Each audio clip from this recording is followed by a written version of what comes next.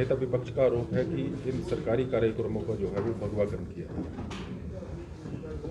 मैं इस पे ज़्यादा कुछ टिप्पणी नहीं करना चाहता हूँ, क्योंकि भगवा जो है वो भारत की संस्कृति का प्रतीक है, लेकिन इतने नीचे स्तर तक ये जा सकते हैं ये मैं सोच भी नहीं सकता हूँ कि टेंट के कलर से भी ये डरने लगे हैं।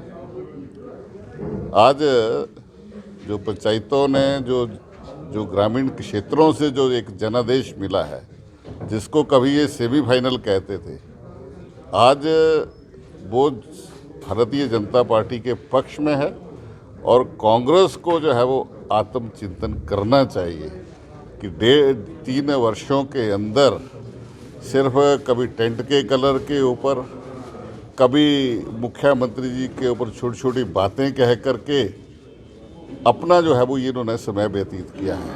कोई सकारात्मक सोच और ना ही कोई भविष्य की बातें जो है वो प्रदेश की जनता को बता पाए हैं। सर, कांग्रेस अध्यक्ष का आरोप है कि भाजपा सरकार जो है वो खरीदो फरोख्त करके अपने अध्यक्ष उपाध्यक्ष बना रही है और लोकतंत्र की उनको अपने समय की याद आ रही है।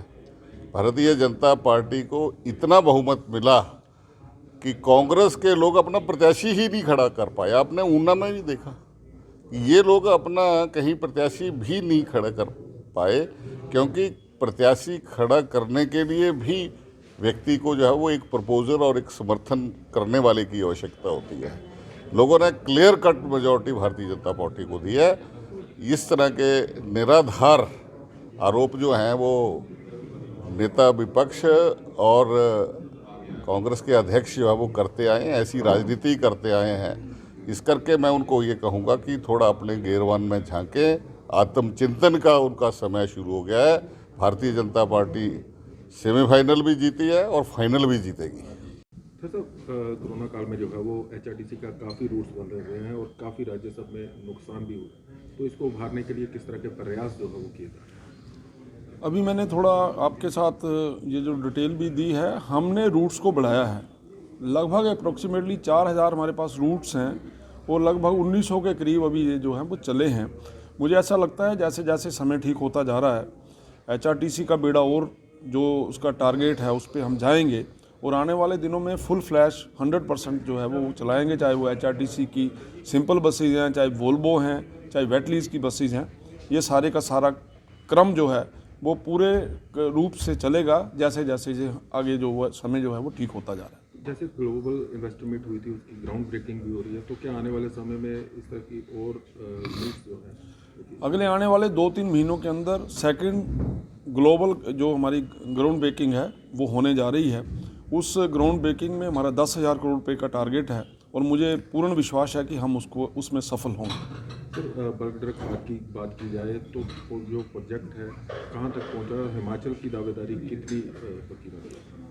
हिमाचल की दावेदारी बड़ी सशक्त है और मैं ये दावे के साथ कह सकता हूं कि बल्क ड्रग पार्क की घोषणा जब भी होगी हिमाचल प्रदेश का उसमें नाम होगा और ये बल्क ड्रग पार्क जो है हमारे इसी जिला ऊना के हरोली विधानसभा क्षेत्र में लगेगा और जिसके कारण से हिमाचल प्रदेश के अंदर एक नया युग की शुरुआत होगी। हमारे नौजवान मित्रों को घर में ही यहाँ रोज़गार मिलेगा और उसके साथ जुड़े और भी बहुत से रोज़गार मिलेंगे। 1000 करोड़ रुपये केंद्र सरकार द्वारा मदद मिल रही है, लेकिन जब वो हमारा प्रोजेक्ट यहाँ पे आएगा लगभग 10,000 करोड़ रुपये की इन्वेस्टमेंट जिला ऊना के अंदर होगी। सर, विपक्ष लगातार जो है वो खनन माफिया को सरकार के संरक्षण के आरोप लगा रहा है। केवल आरोप ही लगा रहे हैं। मैं ये कोई 3 सालों से ये सुन रहा हूँ, ना ये लोगों को पच रहा है, ना ये सरकार इस प्रकार का कोई काम कर रही है जिसके कारण हम संरक्षण दें। अगर आप पिछले जो 3 साल के अंदर कितनी लीजेज हुई हैं, इनके समय में कितनी लीजेज हुई हैं, उसका कंपैरिजन करेंगे तो वहीं से पता चल जाएगा कि इनकी मानसिकता कैसी थी और हमारी मानसिकता कैसी है। हमने इलीगल माइनिंग को रोकने के लिए कई प्रकार के कदम यहाँ कठोर कदम उठाए हैं और लोगों ने इस बात को सिद्ध भी किया है कि ये जो बोलते हैं वो गलत बोलते हैं। अभी आने इन जो पंचायत के चुनावों में इन्होंने बहुत जगह पे इस चीज़ को बनाने की कोशिश की, लोगों ने इनको नकारा और भारतीय जनता पार्टी ने ऊना के अंदर एक बहुत बड़ा अच्छा प्रदर्शन किया है। तो मुझे नहीं लगता कि जो बातें और जिस प्रकार के जो झूठे आरोप लगाते हैं उनमें किसी प्रकार का कोई दम है। Thank you.